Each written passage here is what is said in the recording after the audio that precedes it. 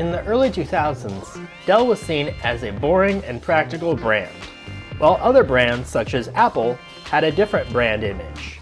In 2001, Steve Jobs compared the new Ibook to a Dell laptop. This is their consumer notebook, and it looks like this, and you can just sort of see it's about that thick, and it's got some nice fans in the back, so you can keep an eye on them. And so this is what theirs looks like. And let me show you the new Ibook. I don't think it could be more black and white. Since the late 90s, Dell was already losing public sentiment, with complaints about unknowledgeable and rude sales representatives and accusations about cheap and undependable parts. By 2001, Dell sales were declining. Dell decided to change its marketing strategy to a more upbeat ad campaign to help with Dell's brand image. Right now, you can upgrade to America's favorite PC. A complete Dell system with an Intel Pentium 4 processor for just $799. Dig it. Oh, you're the more mobile type, not a couch potato? You can get a Dell notebook with the Intel Pentium 3 processor for $1149. Check this out. Right now, both come with a free printer. Getting a Dell is so easy. All you gotta do is call or go online, and the Dell folks will help you build the computer that's right for you. Yep, the Dell desktop for $799 or notebook for $1149. Well, don't just sit there. At these prices, you can get a Dell with what you find right here. Dude, you're getting a Dell. Dude, you're getting a Dell. Dude, you are getting a Dell. Dude must have gotten a Dell. Dude, we're getting another Dell. Sweet. Dude, you need to get a Dell. Easy to buy, easy to own, easy as Dell. Dell PCs use Intel Pentium 4 processors. The Dude, You're Getting a Dell campaign was surprisingly successful, with sales skyrocketing by 25%. Apparently, all you gotta do is say, "Dude, fax machines are tight, yo," and cash starts flying. Well, actually, there was also a lot of incentives in the commercials as well as the prices for the computers were competitively low compared to the competition. Just an early prototype. Looks great, thanks. Don't you want us to turn it on? Nah, just start shipping. But we need to make it great. No, you need to make it cheap. In addition, Dell also offered a campaign where people who buy the Dells can have a chance to win various prizes. BMW's in the BMW a Day giveaway. Yep, Dell helps you get the right PC for you and the chance to get to class with class. Act now and you could even win a $50,000 vacation. Call or go online now and you could win 50 grand in Dell's 50K a day giveaway. So it's no surprise that Dell was able to sell so many computers during those years. Unfortunately, the campaign stopped after Ben Curtis was terminated from Dell immediately after he was arrested for getting caught buying weed. After this, Dell had a newly designed Dell Inspiron, which instead of being a boring black and gray, it was a much more exciting blue and gray with a wacky design. This particular model was specifically made for the consumer market, intended for home use, and offered great performance for the price at the time. And yes, I bought one. This little dude is all mine. Let's explore it. Looking at the front, you can see these little holes for the speakers. It's kind of a wacky design. And we have the latch here, which allows it to open. We see the Dell logo on the back. There's this little silver insert on top of the blue part. And there's the original plastic. I think I'll leave that on there for originality. Ooh, on the side we got a telephone modem port. That's really fancy. We look at the back, we can see the exhaust port. We have a TV port here.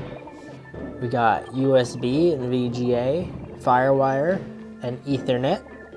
On the side here, we have a PC card slot. We could put stuff in there if we wanted to. That's super fancy. Headphone and microphone port. A DVD-ROM. That's real fancy. Let me just turn it over to the back side. Oh, there's the fan port. can see the little fan in there. That's cool. Too bad you can't see it while it's being used because it'll be on your lap or a table. We have the battery, which is removable. Pretty cool Dell battery. For some reason it smells like green beans. That's kind of weird. I don't know why this battery would smell like green beans. Can open up this port. Can see this is where the RAM is. Wow. Got a whole 128 megabyte stick right there with 266 megahertz. And we have a second one. So this unit has a whole 256 megabytes of RAM. That's absolutely incredible. They must have gotten the free memory upgrade. Fortunately, I actually have a 256 megabyte stick that can go in here. So I'm gonna upgrade it to 384 megabytes of RAM. Wow, that's 1/3 of a gigabyte of RAM. We have this other port here. So here we have a modem card and we have a blank slot. This looks like this is where a Wi-Fi card would go. Didn't always have Wi-Fi that came with laptops. You had to buy that separately, or sometimes you had to order it when you got the laptop. So this laptop has never had Wi-Fi in its life. It's always used either Ethernet or has been offline. When I open it up, you can take a look at the inside. Wow. Take a look at this retro design right here. Oh, listen to that. Oh, it's exactly what I would expect it to sound like. Just that old clicky sound those old click buttons would make. The keyboard has a nice clicky feeling as well. It's got two buttons here. It's got an information button and a power button. Oh wow, the battery actually works. Huh, wait, is it plugged in? Oh, no, it's not plugged in.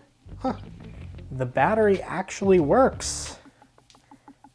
Interesting. Oh, listen to those fans spinning up. Yeah, those are some noisy fans. But I think that's as quiet as they've ever sounded. Oh, that sound is so nostalgic every time I hear it. How much battery life does it say I have? Can't imagine this would have very long battery life with a 21-year-old battery and a Pentium 4. Oh yeah, it's got 28 minutes of battery life? 32? That's actually pretty incredible. That's pretty incredible. This is a 21-year-old battery and it's got half an hour of battery life. Let's see if that's actually true. But in case we do need to plug it in, this is what the charger looks like. It's kind of interesting. It's got these four little, it's got these 3 little pins in there. And it's got this little edge piece, so it goes into the back of there. I'm gonna see how long this battery's gonna last. Probably not very long. I kind of doubt it'll actually last 30 minutes. Oh, at first I thought this was a camera, but I realized this is just a little rubber piece. I mean, I would have expected a laptop from this era to not have a camera, so I was a little surprised for a second, but now I am not surprised. Oh wait, hold on. It says it has critically low battery. Hold on, how much battery life does it say I have? That doesn't seem very good. Okay, it says I have 1 minute. I should plug it in. Okay, there we go. I've plugged it in. So, I mean, really it's pretty incredible that the battery even works at all. I noticed that this Windows XP icon, everything seems a bit small. So actually I think this screen might be higher resolution than I would expect. Wait, let me look. Go to the control panel. Oh wow. If I look at this, the resolution of this display is 1400 by 1050 pixels. It's 1050p. That's pretty incredible. So I think whoever bought this laptop must have paid extra to have a higher resolution screen installed. It looks pretty nice too. Of course, if I'm gonna be testing out Windows XP, I might as well open up some games. And what other game could I pick other than pinball? I just gotta pick pinball. Gotta try it out on here.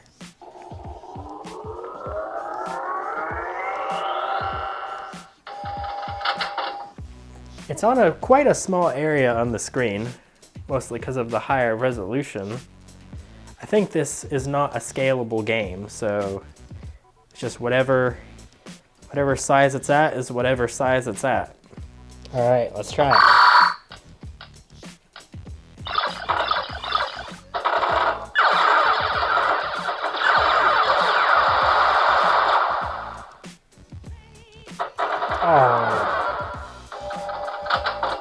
Oh, I could play this all day, but I probably shouldn't. Let's take a look at some other things. We have some music here. We have Beethoven's Symphony. Oh yeah, media player. Gotta love the media player. Looks great with the screen. Let me see if I expand it. Oh yeah.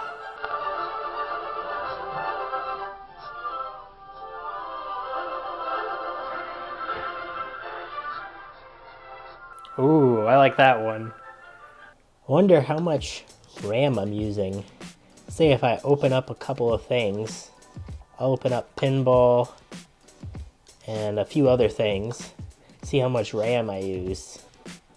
Alright, got a couple things. Oh, I forgot the little Windows XP characters. Oh, how could I forget? I think I can change them. Oh yeah, I can change to Merlin. Courtney, I don't remember that one or that one. I really only remember Rover and Merlin. I'll select Merlin when I can type a search. I'm not connected to the internet, so I can't search anything.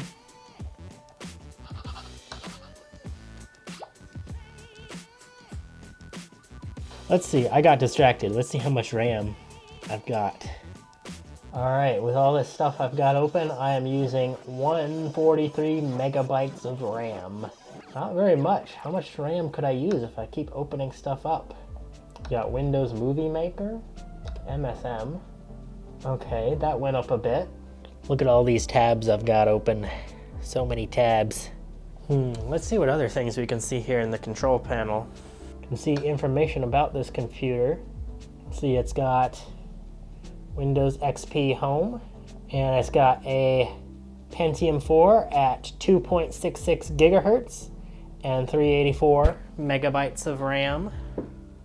Something that's interesting about this processor is that it's actually a desktop processor. So I believe that they had a similar model like this that was called the Inspiron 1100, but this is the 5100 Inspiron. And so this one has the Pentium 4, which was essentially just a desktop CPU, but they put it in a laptop. And that's pretty much what they had for the best performance of the time.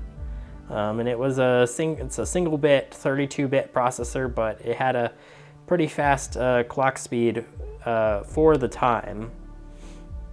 If you consider like how fast computers were in the year 2000, I mean, this was like quite a big jump in performance. I wonder if they had sleep mode during this time. Let's see, what happens if I close the lid? Does it go into sleep mode? Okay, so I can then open it back up again. I think it did go in sleep mode. There we go. So we got the user here, and I just log right back in. Easy peasy. You know, for a laptop, it was pretty cheap in its day. It seems like a pretty good machine for back in the day, especially considering how software was a lot less bloated back then. I mean, just look. I've got all these different things open, and I am only using 176 megabytes of RAM out of 384. This definitely isn't a rare laptop, but I'm glad that I have this to keep into my collection.